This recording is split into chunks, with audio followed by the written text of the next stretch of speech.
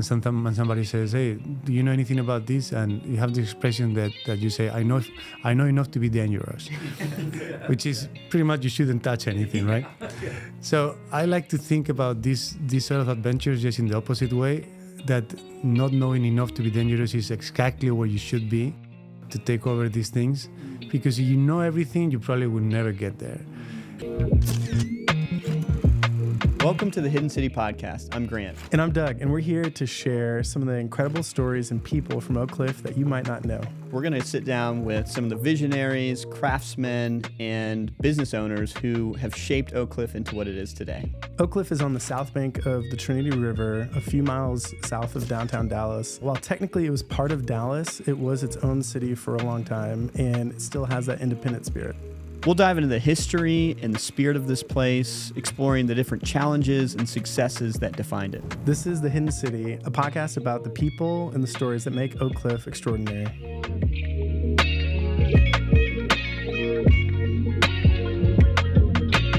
Welcome to this episode of the Hidden City Podcast. We're really excited today to have with us Javier García del Moral, or to us, he's known as Javi. Javi is the founder of Wild Detectives and also Sketches of Spain, and he's got an amazing connection between Spain and Oak Cliff, and we're happy to have you on the show today. Thank you so much, guys. I really appreciate the invitation. Yeah. Always good to hang out with you, Javi. Javi, you were born in Spain and made your way to Oak Cliff. Mm-hmm. How did you settle in Oak Cliff area? Well, I guess it was all by accident. Like you say, I was born and raised in Spain. I lived there permanently until I was 25. I became a civil engineer, and then I joined this multinational from Spain that did projects all over the world. So they sent me over to Ireland. I started working there as an engineer. I was in Dublin living for about 4 years. Then I moved to Austin, Texas. I was there for another 4 years, building highways and civil work. And then they moved me to Dallas back in 2012. So throughout this period, there was a friend of mine that I met in Dublin, Paco. We became very close friends. We did a lot of things together in Dublin. And after a few months after I moved to Austin, he was transferred to Dallas. So even when I moved to the U.S., because he went to Dallas a little after, we kept doing things together and traveling, and we were very close friends. And then after I moved to Dallas, even closer, because we ended up living again in the same city. And that's when we discovered. Well, Paco knew the neighborhood a little before I did, because he was already living here. But then I remember moving here. I lived in Deep Island first, because that was kind of like the area that make more sense to me. There were more bars. Yeah. I'm from Europe, where you are used to have what you do. You walk around, you see bars. Yeah. A lot of music. Walk around, restaurants. Music as well. But very soon we discovered Oak Cliff. We started coming to the Texas Theater, especially. And then that's how we ended up here. We did a lot of back and forth as well. I had to go to the Middle East for almost a year, back and forth, and then I finally settled down in the neighborhood. So you came from a lot of different countries. It's been a lot of time in different places. We moved a little bit. That's amazing. Well, and you still spend a lot of time in Spain, too. You're traveling back and forth pretty regularly. I do, yeah. In fact, my wife lives in Barcelona. So we met here in Dallas, funny enough, at the Texas Theater, actually. That's where we met. That's amazing. I love it. About 11 years ago now. No, wait, 12 years ago. And we started our relationship here, but then her career moved her back to Barcelona. Yeah. And we just decided to keep going the way we were. And now I'm actually spending almost half of the year in Spain. You were saying Texas Theater. I know when we were at your restaurant catching up the other day, you were talking about that was one of the first touch points in Oak Cliff where you're like, this place has got culture. It's got something special here. And apparently that's also where you met your wife. That's crazy. That's special. That's awesome. That's pretty sweet. Maybe tell us a little bit of what drew you to the Texas Theater in that time, and I don't know, just I to Oak Cliff in remember general. very well. I remember my parents were actually visiting me. This is, I think it is like winter 2012. I had been living in Dallas for about 2 months or a month and a half. And I remember I dropped my parents at the airport. I was flying back to Spain. And my friend Paco called me and he told me, hey, we're at this place in Oak Cliff called Texas Theater. It's a movie theater, but there's a show. I said, okay. And it was a Sunday afternoon, Sunday evening almost. So I dropped there and I remember, because I had a little hard time when I moved to Dallas from Austin, I gotta say, because I think Dallas was different back then from what it is today in terms of accessibility to fun, I guess, in some ways. Yeah. And I remember going into that space and, you know, I love movies, I love music, I love hanging out at bars too. And suddenly I said, okay, I can live here if this place exists, you know? Yeah. And I remember that day they had a show on a basement that you could only access through the bar room. They don't do that anymore. But back then, that's That what was they normal, had, yeah. you know? And I remember going all these stairs down the basement to see a punk show. I mean, I can't remember the band. But I thought, okay, if this is happening in this city, everything is possible, you know? You found yourself in Oak Cliff. Yeah. Yeah. And we kept going every single Sunday after that to drink at the bar. Oh, nice. Until one day they say, okay, you guys are here all day long. Why don't you just come up with, I mean, they knew we like movies and so on. And they say, why don't you just come up with a series of movies from Spain? That's awesome. And that's how we started doing things there too, yeah. Started doing stuff in the neighborhood. That's amazing. I, in a funny way, when people come to Oak Cliff, one of the things I love showing off is Wild Detectives, which is one of the companies and businesses you founded.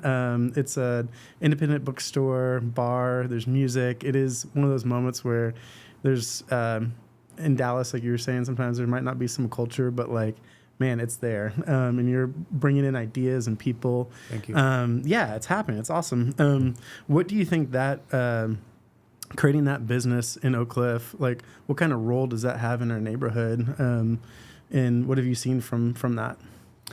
Well, I think the bookstore plays at different levels, and it was intentional at the beginning. We wanted to do, I think there is a level of just service, you know, you can just go and have a drink, buy a book, and, you know, just what you do at a retail space or a bar. Yeah.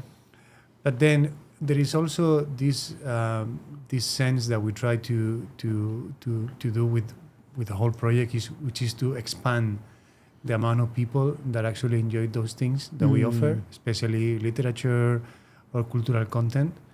So we know that once you get hooked to books or a certain type of content, once you actually enjoy it and you appreciate it and you get moved by that, you will never give up on that. Once you have read a book that really moved you or talked to you, it's impossible that you never read again. You know, it's almost impossible. It's difficult to find the time, but once you're hooked, it's very difficult to unhook yourself. So the thing is to try to expand that spectrum of people that have been exposed to that. You know, we know that people that read and that people that buy books, they're very loyal. You know, they buy a lot of books, they read a lot of books, and they talk a lot about books. So one of the purposes of that space. I know one of those. I have a problem with buying books. Exactly. Reading all of them is a whole other story, Well, but that's a good start. We need to buy them and then we'll I'm your find target that. customer, I think. Any good reader buys more than what he can read. There we go. You've encouraged me. Thanks. That's right. We all been there. So yeah, that's one of the main purposes of the space. I think we really value to. I mean, we want to cater to the people that are already convinced, but we're also very attracted to that person that has never been to a bookstore since he was a kid or she was a kid, and suddenly they come across one and they feel, you know, interested or curious about what they see. So that, you know, expanding that spectrum of people that are exposed to book, interested in books, is one of the big missions of the store. And then it also acts as a space for sharing, place where you have people with certain interest and they go to a performance, a reading, a conversation, and then you have this link between them, whether it's the exact content of the conversation or just be curious about a social issue, a complex issue that has many different angles, and use the space as a gathering place for people with a little open mind, you know, people that feel like they could be exposed to something different, just to see what happens, you know. So those are the main levels, I guess, the bookstore tries to, work around. Yeah, that's great. I mean, I think about access, like you said, just giving people access to good books, is, especially here in Oak Cliff, has been something I know Claudia, another friend of ours. Whose books? Yeah, Yeah. and she gave a nice talk here one time about how, even just having a certain number of books in your home leads to certain, outcomes in education, and how she felt like that was a big part of why she was, bringing her bookstore to the area. But yeah, I love the idea that if you want a place where you can engage with something that's different than maybe the way you think, or even you just want to learn something new, there's not a lot of places like that, I think, nowadays, and it's really cool that, it's part of your mission. I feel like it's good. Yeah, I mean, I think it's important. It's crazy, that paradox that we live in, where we have access to almost everything available in the Right. world. You can access anything. You can access A and the opposite at any time. But somehow we manage to stay always with the same thing over and over. Yes. And I feel that it's more resistance than ever to the difference, to what differences are, Yeah. Anything that is not exactly what you want to hear, it takes a whole lot of effort to put you a podcast about something that you might not know what's about. You'll go on Netflix and you have so many things, and you end up just picking up the same things over and over. Yeah. Very true. So we try to seduce that sort of behavior, that way of, okay, well, let's just see what happens. I really don't know who this guy is. I don't know who am I going to see, what I'm going to encounter. And I'm going to expose myself to something different, or a different way of thinking. And I think that's really what moves a society, to just expose yourself to the different, to the differences that we all have between each other. And that's part of what the space tries to do, to put out those differences, not to put us apart, but to actually bring us together in a way. That's amazing. Yeah. Have you found, when I hear you say that, I'm like, wow, obviously we're in politics time, or like using Twitter or Facebook or these places. Sometimes this information gets siloed in one way or the other. And so this is very anti just feed them what they eat. Like, it's like, hey, here's a space where you could be challenged with your ideas if you are anything from right or left or progressive or conservative or religious or not, or whatever it is. Pick those opposites. You've created this space for that. What's some of the fruit you've seen from that? Like, is it mostly conversations, or is it just kind of, I guess, what are some of the joys you've seen from that, or challenges? Well, I see many different joys. At a personal level, I learn a lot by programming some of the activities or meeting some of the people behind those activities. I've been very privileged to spend time and long conversations with people that have really put a lot of effort to understand complex issues in society. So that's... Who comes to mind? Like, So we have, some writers, especially, I remember one linguist who's actually coming soon, actually, for the festival that we're doing. Jasnaya, she's an activist from Oaxaca. She comes from an indigenous community, Mije, in Mexico. And just spending time to someone like that, the way she talks about the state, the importance of language in how your state structures and organized society. Feminism, we did a big series about feminism. We invited people from all over the country to speak about it, and just listen to those people opens your mind drastically. Yeah. It gives you angles that you never thought you could really consider, and puts yourself in front of the mirror, which is one of the most difficult things to do, to accept that some of your behavior is very questionable. So just have the ability to have that in a way that is educational, not judgmental. Yeah. It changes you as a person. Yeah. So when we have a conversation like that, where people touch on complex issues that are easily, manipulated in social media or certain types of content, I think it's an amazing opportunity to go home and just think about it. I think the best activities is when you just not live with a conclusion, but okay, these people put something here that keeps me thinking about this item or this topic.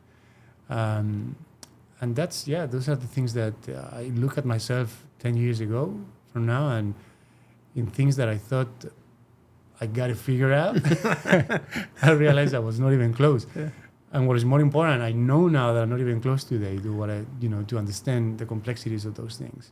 There's like a humbleness, but also like a confidence of like, hey, here's an issue or an idea or a topic. Like, I want to hear all sides or whatever. Like, there's something that's really cool about that. And literature is just such a great medium for that exercise of, like you said, putting yourself in front of the mirror a little bit, because it is how you come to understand human nature and the good and the bad and the ugly of it, not in a political or not even a political way, but like not in a social media way, but in a way you can think about it, which I do love about literature. It's a good thing. That's right. I mean, fiction can take you to places that nothing else can. Right. I mean, nonfiction is also very interesting, very necessary to learn and to be able to talk, articulate it about certain things and to educate yourself.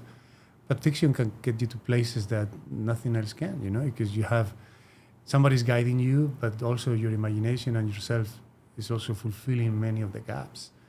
So it puts you in places where you never thought you could go. And that itself exposes you to things that make you think of things that you never really had to think before, or to understand, or to try to figure out. So, yeah, literature for that, in that matter, it's very powerful. It is, yeah. It's just a lot of people, I guess, don't have the experience not experience, but in some cases, I think literature has fallen into this aura of either is not very good because it's for like the general public, and therefore some people judge it as it's not literature, which I'm against that. But also because it has been considered elitist for the last few decades, and that put a lot of people away from it when it's something that is supposed to be fun and approachable. Yeah, I think once you have that experience, then your eyes are open to, okay, wow, this really is something I want. But until that, sometimes it can become sort of like a thing that you just forget to do, or you just at worst see it as like elitist or something else. But I feel like there's, not to cut you off, but like some of that is like there's this magic to it. You said it takes you to this place, and so I think of our grandmother read us Harry Potter when we were kids. Just in your mind, it was so nice to go to that place and like think of whatever scene or place you were. Are there any that come to your mind? And I'm sure you hate this question. What's your favorite book? But like, what's some of your favorite fiction that like you're taking in right now, or that you enjoyed? It's hard to. I know. Every time I try to think about books, I usually blank out. Yeah. Oh. But there's one author that I love. That she's from Argentina, and she wrote this novel a few years ago called Our Shade of Night. It's a long book, and it's one of those rare situations where the general public is in love with the book. It's a book that is about 600, 700 pages, so it's an ambitious undertaking, for if you're not very used to reading. But at the same time, the critics really, really applauded the book as well. So it's one of those occasions where as a bookseller is marvelous, because you can recommend something that you feel is real good literature, and at the same time that no matter who you're talking to, if they put a little effort into it, they will never forget that book. They're gonna get something out of it. Exactly. That's an awesome recommendation. What about you, Doug? You got any now? Oh man, fiction. I'm on audiobooks right now, so I'm sorry. Right. You can listen to fiction on audiobook. No, Grant, I've got young kids, and like I'm trying to spend every day. That's okay. Yeah, how about you? What are you on? I picked up a copy of The Divine Comedy by Dante. I've never read it, and it is insane. It is an insane book, and talk about ambitious. It's like 900 pages or something like that. It's a commitment. It is, yeah. So we'll see how far I make it, but it's good so far.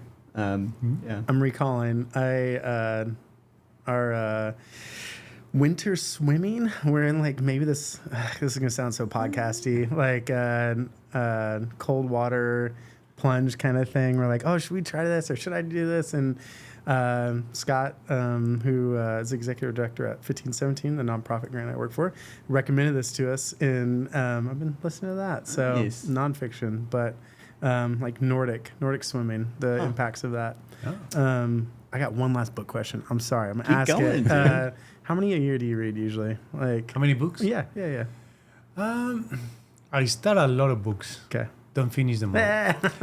I'm also encouraged by that. But I try to make a list just because it's not unusual that I get asked what I'm reading or what can I recommend. So I always I started doing lists about 6 years ago. That's right. Because I realized I couldn't forget more than 3 books back. So I look at the list and I usually go between 40 to 60 books a year, something like that. It's awesome. It depends on the year, Yeah. but something like that, I guess. That and not that it's necessarily like, oh, you've accomplished all this, because I remember Scott actually brought this up about Nessigan saying Americans treat books in a way that they're like conquering them. Like it's not something like it's like, oh, I'm gonna cross this off my list and get to a whole bunch of them, and it's like, no, you don't want to conquer this thing. Like you want to enjoy it or read it and take it in. Yeah. And so That's funny, yeah, because it does happen. It happens when people, they feel bad when they give up on a book. When they are about to finish it, they say, okay, I'm almost done. I got it done. Okay, next. I have one down the list. Yeah. And that doesn't happen with movies, you know? Like when you're watching a movie, you don't like it, just pass it on. Yeah. And nobody counts how many movies they watch a year. Or well, That's a very little great people point. do. Yeah. And I think books should be treated the exact same way. I mean, you're reading a book, you don't like it, move on. I mean, there are too many good books out there for you just to spend your time reading something that doesn't move you. And nobody cares how many books you read a year. Yes. At the end of the day, it doesn't matter. It's just, you know? yeah. Except for that dumb question I asked a second ago. No. But I had to put that caveat on because I was like, oh, actually, I'm just curious. But exactly, because it's. Can you imagine that you could only watch the next movie after watching the one that you have in front of you? I don't know. You couldn't do it. it. You No. say, I have to go through these 3 hours of tediousness to watch the next movie. You probably did something else. Yeah. You say, okay, I'm going to put a podcast or something. I'm not going to get through this. But we keep doing that with books. We have this book next to us that we don't like it, and we keep grinding the book. Even though you know you don't enjoy it. Yeah. It's And madness. then- You're and so then, right. Yeah, 2 months in, and you haven't really read more than 20 pages. From now on, we put down the books we aren't enjoying. That's good. I like Yeah, it. go away. Feel good about it. Yeah. Well, Javi, speaking of literature, you brought the Hay Festival Forum to Dallas, and that's happening this weekend. It's happened how many times now here in Dallas area? So this is the 7th edition now. 7th edition. Okay. So how did in this for listeners that don't know, the Hay Festival is a massive, world-renowned literary festival, and it happens all across the world. And this is the first one in the United States to some extent, and it landed here in Oak Cliff. How did that happen? Yeah, well, that's exactly true, I guess. So it happened because, like you said, the organization, Hay Festival, they do festivals all across the world. And in Latin America, they have 3 festival editions that are huge. One in Colombia, in Cartagena de Indias, one in Mexico, in Querétaro, and one in Peru, in Arequipa. And those festivals have audiences of about 25 to 35,000 people. So I started attending, right after we opened the bookstore, I started attending the one in Querétaro in Mexico. And because we had some connections with publishers in Mexico and Latin America, we got acquainted with the coordinators of the festival. Mm-hmm. And eventually we became friends. And, the idea of the festival is pictured like a music festival, an urban music festival, where you go to one event and then to another, you have a drink in between. There's a party at the end of the day. But instead of show after show, you go into conversations. There are shows as well, but are mainly conversations about people from different backgrounds, people that you know, film directors, screenwriters, writers, actors or actresses, people that are somehow involved in the cultural world, activists, many Nobel Prizes as well. They attend those festivals. Yeah. And you have these people talking to each other about things, about some of the things they wrote, things that are happening in society at that moment. And I was in love with the festival and the format of it. It didn't feel intellectual at all. It was just fun. You could go there and watch these people that are, prominent figures on their field. Yeah. But everybody at the end of the talk, you would go there and you see them having a drink. You could hang out with them at the party later on. Because that's the thing with these type of fields. They don't have the glamour of the music or sometimes the movies. So these people are not afraid to go and hang out with you at a bar later. So, and these festivals always took places in old towns in these cities. So they were thought in a way that you could walk from one venue to another, and everybody was pretty much in the same area, hanging out with each other. So here we are in Oak Cliff, where we have that feeling. We have these different venues. Obviously, we talk about the Texas Theater, Kessler Theater, ourselves, many different places where you could do things like this. So I approached them. I say, hey, we are in Dallas. We have this bookstore. We have some connections. Dallas has a good airport, so if people want to fly, it won't be a nightmare to fly people there. And that year, they had issue a collection with the most prominent writers under 39 years in Latin America. And they proposed to start with an activity with some of the people on that list. So that was the first edition that we did. It was only one day. And we flew in about 9 authors. Wow. Half of them stay at my house. And the other one, Seriously? yeah, it was awesome. very, very DIY. I mean, it was... You're figuring it out. Yeah, bootstrapping it. Yeah. It was, very, very domestic. But it worked out really well. Everybody felt super good about the festival. People in Dallas, the people that attended the festival really enjoyed it. They treated it as a privilege to have these people in Dallas talking about what they did. People from all over the world just here talking about literature and other things. So because we had a good reception, we kept doing it for the following years. The pandemic got in the middle. We did it virtually one year, but went back to in person right after. And this year actually we're going much bigger than the past. We thought we were going to multiply it by 3, but I think we're close to multiply by 4 now. We're expanded to different venues in the neighborhood, and 4 times the number of guests coming to town. So it's awesome. It's exciting and terrifying too. That's how it should be. Exciting and terrifying, but it's so cool. We just love that it's happening here in Oak Cliff. Javi, we've been sharing the Hay Festival with members here and just telling everyone to go to this thing because it's unbelievable. It's amazing that Oak Cliff has this. What do we have in store for this weekend? Can you share a little bit about what's coming up and maybe some of the people that are here? Yeah, I mean, we're super excited. Every time I look at the lineup, I'm really amazed at what the people are actually coming. They're very, very interesting people. So we have, on film, we have Guillermo Arriaga, who wrote some of the most important movies in the early 2000s. He wrote Amores Perros, Babel, 21 Grams. He wrote the 3 Burials of Melquiades Estrada. He's a director, a writer. He's just one of these people in the filmmaking industry that does full circle. Yeah. I mean, he knows everything, and he's been involved in one of the major movies in the last 20 years. Then on music, we have Phil Manzanera, who founded Roxy Music, the legendary band in the 80s from the UK with Brian Ferry and Brian Eno. And then, of course, on literature, we have Viethan Nguyen, who wrote The Sympathizer, now a show on HBO. Yes. We have Mariana Enriquez, Argentinian writer who is absolutely amazing. We have Yasnaya Aguilar, who is a linguist from Mexico. Natalia Toledo, Valeria Luiselli, another very important Mexican writer of our generation, who is doing a performance that is a 24-long-hour piece on the borderland from this country with Mexico. Wow. It's a sonic trip where you have sounds and voices, and it's a performative event where you immerse yourself in what is to be in the border. That's amazing. And that's where special sound at the big theater in the Texas Theater. Cool. Yeah, there are so many great activities. It's a lot of fun. That's awesome. Kelsey and I just finished The Sympathizer on HBO, and so it's been fun show. knowing that he's coming up here. So, how should people kind of attend this thing? Is this? I know we were talking about this earlier.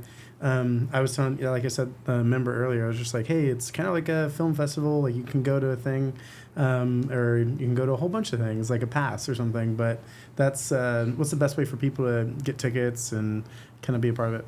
Yeah, it's super easy. We have some of the events are free. You can just show up to the Wild Detectives or Who's Books, and those events are free. You can just show up, access, and you can enjoy them. Texas Theater, some of the events have a ticket. So you can either buy a single ticket to attend one of the events or buy a pass that allows you to access all the events. super flexible. You can walk from one place to another just to try it out. And yeah, there are free activities, especially like dances, and the music is free. Some of the activities, some of the movies, you pay for it, but it's a small fee, like $5 or $10 maximum. So yeah, many ways to attend it. It's just a great way to spend full day in Bishop Arts, seeing some interesting stuff and hang out with friends, all walking distance, and ending up the day with a big party at the backyard of the Wild Detectives. Sounds like a perfect weekend, honestly. I good. need to go get my pass. Yeah, this is going to be a good time, I think. Yeah. I love that it's happening. So, Javi, you said it's grown significantly over the last few years. This is something that you really took on yourself in a lot of ways. Where do you hope to see it maybe go in the future as it continues to snowball? I don't even know yet. I mean, this year has grown so much that I'm still figuring out how far we want to go. I need to see also the reaction of the people, Sure. how many people attend, how everything behaves. We think it's going to be great. Yeah. But also, I'm not a person that feels like you have to grow to stay alive. Yeah. I'm kind of the opposite. I mean, if I'm fine where I am, I don't need to move. Yeah, that's And good. I think this is already a big leap to what we used to do. Yeah. So we'll see how it goes. If this goes well, I'm fine here. Cool. If somebody wants to take it bigger, we can discuss it. But I don't really have that sort of mental feeling that you have to, get bigger and bigger all the time. I think some things just they can stay the way they are. And, Making consistent. Yeah, and there is a lot of benefit to that too. Yeah, that's great. I love it. There's That's something awesome. beautiful about that for sure. And you're partnering with all these great businesses over here in Oak Cliff. So Yeah. yeah. Well, speaking of other great businesses, Javi, you also own Sketches of Spain, as if you didn't have enough going on. So can you? It's pretty much in full contradiction with which Yeah. right? We, Yeah, we well, understand this. Life is a paradox sometimes. Tell us about Sketches of Spain and how that got started. So that's a Spanish restaurant that we opened very close to the bookstore. And the only reason we opened our restaurant is because our friend, the chef, Iñaki, he was available and he was okay coming over here to act as a chef and the manager of this place. So he came from Spain. Yeah, he just came specifically to run the restaurant. Wow. So he moved here we opened the restaurant literally 6 weeks before the pandemic hit. So it was pretty tough. But we made it through. Thanks to Iñaki, he's an amazing chef. We do Spanish food, basic Spanish food. We're not really reinventing the wheel. We try to be a regular restaurant that you come across in Spain anytime, in Madrid or Barcelona.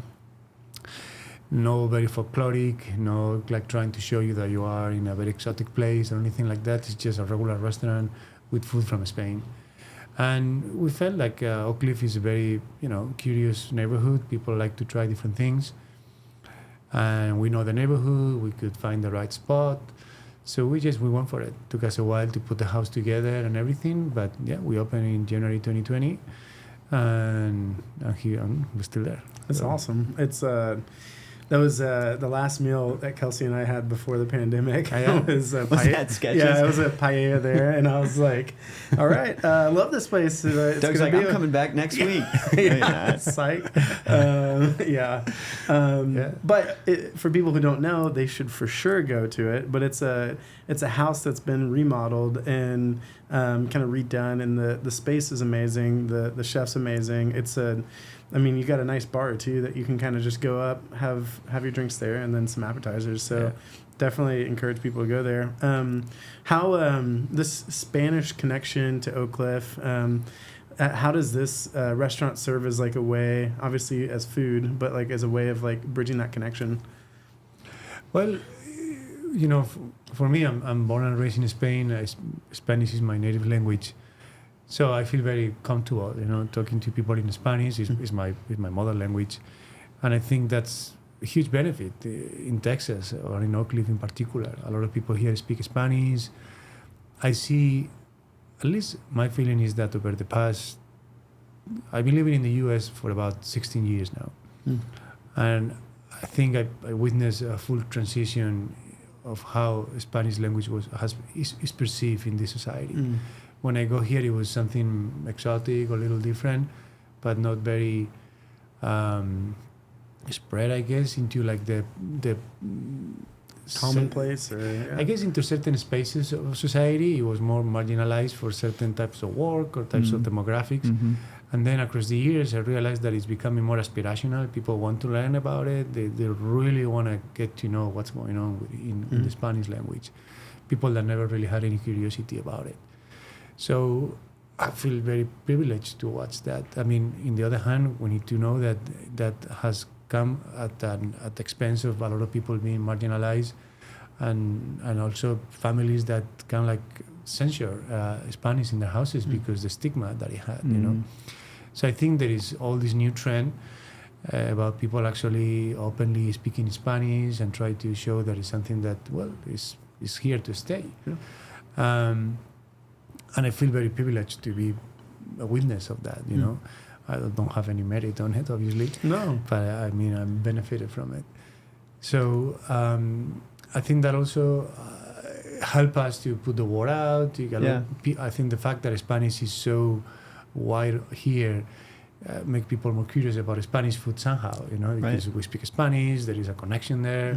So people are just, it becomes a little less different. It gets closer to you. I mean, you just start seeing this language as not this crazy thing that people talk that you don't know what they're talking about. You know some words, you see it around you. Texas is a bilingual state de facto. I mean, all the public announcements are in 2 languages. So yeah, I feel very comfortable there because I can really do both ways, and I love speaking Spanish. Is what I consider myself. You know, I feel like I don't really express the same way in English than in Spanish, and as much as I appreciate, you know, having been able to speak English and be fluent in that language, I don't think I'm the same person in English than in Spanish. Or I can express the same way that I wanted to, or show the same ideas. So being able to live so far from my house and still have the ability to speak in that language is a true privilege in many ways. Yeah, I mean, I certainly have loved visiting the restaurant, but also I love that you have your own little slice of Spain here in Oak Cliff. The food is incredible. If you haven't gone, obviously, you got to go try it out. Yeah. It's fantastic, but they'll see you there most of the time too, because you're often there. So say hi to Javi when you're there. Kind of going like into what's next or what's coming up. We have obviously Hay Festival this weekend, but what is Wild Detectives? What's kind of going on there? Are there things that people should know about? That's kind of coming up. So Wild Detectives, it never had an agenda, so I always struggle when I have to look very far away because we just it exists. Yes, it just plays by ear, you know. Which is things come to us, or we come across things that we feel this might have. It might make sense to put it out on the bookstore, you know, to try to do an event about this, to invite some people to talk about it, do activities, and because there are so many people that go across the door and. People already know that they can propose things in that space because it's also somehow a community space where people come up with ideas, they propose things to do, and as long as they make sense to our philosophy, we usually try them at least once. So between the amount of people that propose things and what we experience, you know, I travel quite often, so I'm lucky enough to see things in Latin America or in Europe. And every time I see something that, for whatever reason, I think is not happening here, I like to give it a try. Yeah. But we don't really have we always have these two, the anniversary party in the spring and the Hay Festival in the fall. Those are like the main 2 anchors. Yeah. And then anything around it is just play by ear. That's cool. That's, you said earlier, you get to be this kind of cultural hub, and I couldn't agree more. I feel like that's... I mean, you feel that way? This is Wild Detectives is this cultural hub here in Oak Cliff. Well, yeah. I mean, it's a reflection of Javi's interests, but also his, you know, beautiful thing that he brings to Oak Cliff. So it's a good thing. Did you ever think that you would be owning a restaurant, owning a bookstore, bringing the Hay Festival to Dallas? No, I thought about it. There's an expression here in the U.S. that I like a lot, which is when somebody doesn't know something. So say imagine that you have like an electrical problem, And sometimes when somebody says, "Hey, do you know anything about this?" and you have the expression that you say, "I know enough to be dangerous," which is pretty much you shouldn't touch anything, right?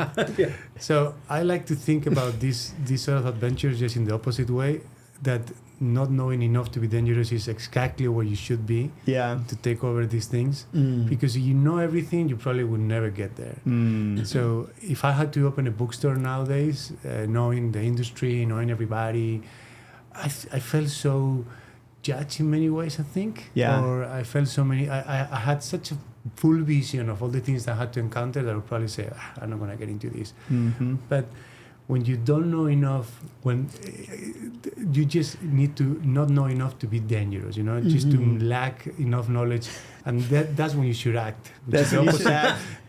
Which is the opposite to normal life, right? This is when you have just a little bit of naivete about it, right? Yeah. That's the way with these things, and That's so funny. I guess whenever I come across that thing that I don't I don't know enough to be dangerous, I might get on that. That is awesome. That is awesome. That's a good way to describe the entrepreneurial life right there a little bit, honestly. Yeah. Oh man, well, Javi, we're just so glad that you're putting on the Hay Festival this weekend, and that you've created these businesses here in the neighborhood and made this cultural hub. So, thanks for being on the show. Well, thank you so much. Great I'm hanging really out big for a little fan bit. of what you guys do as well, so I'm really glad that we're all together here.